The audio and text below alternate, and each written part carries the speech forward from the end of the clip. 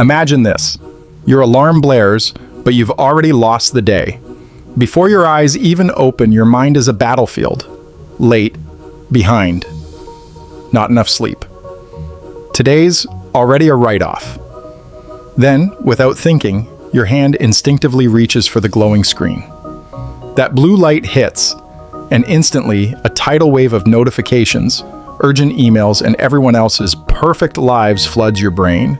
In mere seconds, you're slammed with anxiety, comparison, and the crushing feeling that you're in an unwinnable race.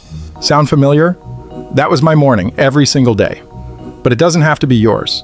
Let me paint you a clearer picture of what these mornings actually look like. It was a blur of frantic energy. I'd snooze the alarm 3, 4, maybe 5 times, each press of the button a small negotiation with myself, a tiny surrender. When I finally launched out of bed, it was with a jolt of pure panic. The clock was always mocking me. Then came the mad dash. Where are my keys? Is this shirt clean? Is there anything in the fridge I can eat in under 30 seconds? I'd fly out the door, coffee sloshing in my travel mug, toast hanging from my mouth, a walking cliche of a person who just can't get their life together. I'd sit in traffic, my heart still pounding from the morning rush, feeling the stress surging through me. By the time I walked into work, I felt like I'd already run a marathon. I was depleted, agitated, and starting the day completely on the back foot. My desk would be a wreck from the day before, a perfect physical symbol of my mental state. I'd open my laptop and be greeted by a mountain of tasks I felt totally unequipped to handle. My mind, already primed for distraction and anxiety by my phone, couldn't focus. I'd bounce between tasks, answering an email here, getting pulled into a meaningless notification there, a lot of motion, but very little momentum. The most important work, the projects that could actually move the needle in my career and life, just sat there, untouched. They required a level of focus and clarity that my chaotic mornings had already stolen. This wasn't just a bad morning, it was a blueprint for a bad day repeated over and over again. This mess didn't just stay at the office, it bled into every corner of my life. A morning that starts with stress rarely blossoms into a calm and patient afternoon. That constant agitation became my new normal. I was more irritable with my colleagues, short with my friends, and less present with my family. The feeling of being perpetually behind meant I was always reacting. My life felt like a series of fires I had to put out, not a structure I was trying to build. Think about it. How you start your day has a massive impact on your success in every area of your life. Focused mornings lead to focused and days, which build a successful life. My unfocused, unproductive, and mediocre mornings were generating exactly that, an unfocused, unproductive, and mediocre life. My health was taking a hit. Skipped breakfast and grab-and-go snacks were doing a number on me. The chronic stress from feeling overwhelmed was just exhausting. Mentally, I was drained. Research shows that a chaotic start to the day can spike your stress and anxiety, setting a negative tone for hours. I was living proof of that. And my big goals, the book I wanted to write, the fitness level I wanted to hit, the skills I wanted to learn, they felt like distant fantasies. They required proactive energy, and all my energy was being spent just trying to keep my head above water. The chaos of my first hour was creating a ripple effect of mediocrity across my entire life. And honestly, I was getting tired of swimming in it. The breaking point wasn't some big dramatic event. It was more like the slow, quiet erosion of my own self-respect. It was the 1,000th time I'd gotten to the end of the day and wondered where it all went. It was realizing I was living my life by default, not by design. The aha moment finally came one Sunday evening, as I was dreading the Monday morning to come. I was already anxious about a week that hadn't even started. I started thinking, what if the problem wasn't the day? What if it wasn't my job, my alarm, or my lack of time? What if the entire problem, and therefore the solution, was packed into those first 60 minutes after I wake up? It was a powerful thought. The first hour. It felt manageable, controllable. I wasn't trying to fix my entire life overnight. I was just trying to conquer 1 hour. The theory was simple. If I could win the first hour, I could set myself up to win the day. If I started with intention, calm, and focus, that momentum would have to carry forward. This is where I stopped seeing my morning as something that happened to me and started seeing it as something I could design for myself. It wasn't about becoming a morning person, a label I'd always hated. It was about becoming an intentional person. It was my first real step out of the chaos and into control. The first and most important rule was brutally simple. The phone stays off, not on silent, not face down. It stays completely untouched for the first 60 minutes of my day. This was, without a doubt, the hardest part. But it was also the most powerful. Here's why it's such a big deal. When you wake up, your brain is in a really cool transition state, moving through brainwave patterns associated with creativity and free-flowing thought. When you grab your phone, you shock your brain straight into a high-alert, active state.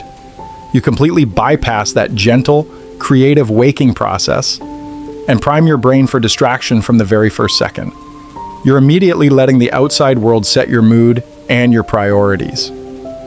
An urgent email, a negative news headline, a friend's perfect vacation photo, these things trigger your stress response, flood your brain with cortisol, and put you on edge before your feet even touch the floor. You've handed over your emotional state to an algorithm. By committing to no phone, I was taking that power back. I decided that my thoughts, my priorities, and my emotional state would be the first things I connected with, not the digital chaos. With the phone gone, there was a void. I had to fill it with something intentional. So the second my simple non-phone alarm went off, I got out of bed, and the very first thing I did was drink a full glass of water. It sounds almost silly, but it's a game changer. After 7 or 8 hours of sleep, your body is dehydrated. Drinking water first thing wakes you up, helps fire up your metabolism, and fights off that morning grogginess. Next up, movement. And no, this isn't about some grueling, hour-long workout. The goal is just to wake up the body. For me, that meant 5 to 10 minutes of simple stretching. I'd reach for the sky, touch my toes, do some gentle twists. This simple act gets blood flowing, sending oxygen to your muscles and brain, which boosts your energy and mood. These two things, hydrating and moving, are a powerful signal to your body and mind. They say, we're awake, we're getting ready, the day has begun on our terms. It's a small win, a dose of self-care that sets a positive tone. You've already done 2 healthy things for yourself, and you're only 5 minutes into your day. That little bit of achievement is something you build on for the rest of the hour. Okay, my body was awake. Now it was time to get my head in the game. The next 10 to 15 minutes are all about priming my mind for a good day. This starts with gratitude. I sit down with a plain old notebook and pen, and I write down 3 specific things I'm grateful for. And this isn't just some fluffy feel-good exercise, there's real science here. It's pretty much impossible to feel anxious and grateful at the exact same time. By consciously focusing on what's good in your life, you're actively rewiring your brain to look for the positive. It shifts your whole perspective from one of stress and not enough to one of calm and abundance. Instead of starting my day thinking about all my problems, I was starting from a place of I have what I need. Right after that, I switched to intention. On the same page, I write down my top 1 to 3 priorities for the day, my most important tasks. This might be the most critical step for getting things done. It forces me to be proactive instead of reactive. Before I've even seen a single email, I've already decided what a successful day looks like. I've defined my own finish line. This gives me incredible clarity. I'm no longer a ship without a rudder, tossed around by everyone else's requests. I have a map and a destination, all figured out in the quiet of the morning. This is where the real magic happens. I still have about 30-40 minutes left in my sacred first hour. With my body awake and my mind primed, I turn straight to the most important task I just wrote down. I don't open my email. I don't check messages. I don't do any easy warm-up tasks. I tackle the biggest, most brain-draining thing on my list. This habit, sometimes called eating the frog, is transformative. My mind is at its absolute freshest, totally undisturbed by the day's distractions. My willpower is at its peak. I make more real progress in those 30 minutes than I used to in 2 hours of scattered work later in the day. By the time my official workday starts, I've already scored my biggest win. The feeling of accomplishment is huge. It creates this powerful psychological momentum. Instead of starting the day feeling like I'm already behind, I now start feeling like I'm ahead. The pressure's off. The rest of the day feels lighter because I know that no matter what fires pop up, I've already handled the one thing that truly matters. This single habit has done more for my productivity and work stress than anything else. Now, I can practically hear the objections because I had every single one of them myself first, but I am not a morning person. I get it. I wasn't either. The key is to reframe it. This isn't about joyfully leaping out of bed at 5 a.m. It's about being intentional, so start small. Don't try to do this entire 60-minute routine tomorrow. Just start by waking up 15 minutes earlier than usual. For 1 week, just use those 15 minutes to drink some water and stretch. No phone. That's it. Once that feels normal, add another 15 minutes and bring in the gratitude and intention setting. You build the habit bit by bit. Small, consistent steps are everything.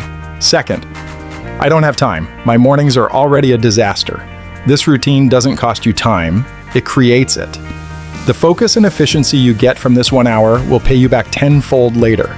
You'll waste less time procrastinating, make better decisions, and finish tasks faster. That hour you invest in the morning might just buy you back 2 or 3 hours of unfocused, stressful work in the afternoon. You're making a strategic investment in your most valuable assets, your time, energy, and attention. Finally, what if I fail? What if I miss a day? You will. Life happens. The goal isn't perfection, it's consistency. If you oversleep or just aren't feeling it one morning, don't let it wreck your progress. Don't fall into that all or nothing trap. Just get back to it the next day. A healthy routine is supposed to serve you, not the other way around. Being kind to yourself is a critical part of building habits that actually stick. So what do my mornings look like now?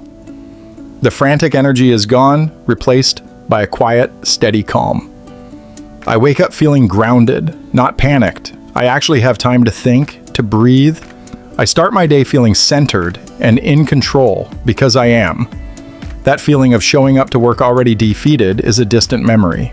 Now, I arrive feeling like I've already won. The most important part of my day is done, and I can handle whatever challenges pop up with a clarity and resilience I never had before. This sense of control has been life-changing. It's improved my work, my relationships, and just my general well-being. I'm no longer living life by default. I'm living it by design. And that design starts every single morning in that first powerful hour. But hey, you don't have to take my word for it. You can see for yourself, and you don't need to change everything at once. I want you to try a simple challenge. For just the next 7 days, do only one thing. Do not look at your phone for the first 30 minutes of your day. That's it. Just 30 minutes. Use that time to drink a glass of water, to stretch, to sit in silence, to just look out a window. See how it feels to start your day connected to yourself instead of the internet. Let me know in the comments below what your single biggest morning struggle is. Is it hitting snooze? Is it the magnetic pull of your phone? Sharing it is the first step to changing it. And if you want more practical strategies on how to take back control of your life and build better habits, make sure to subscribe. The way you start your morning sets the tone for your entire day, and your days are the building blocks of your entire life. A life of chaos or a life of control, a life of reaction or a life of intention, that choice is often made in those first few moments after you wake up. You have the power to hack your mornings, and in doing so, you have the power to completely transform your day. It's your day. It's time to go win it.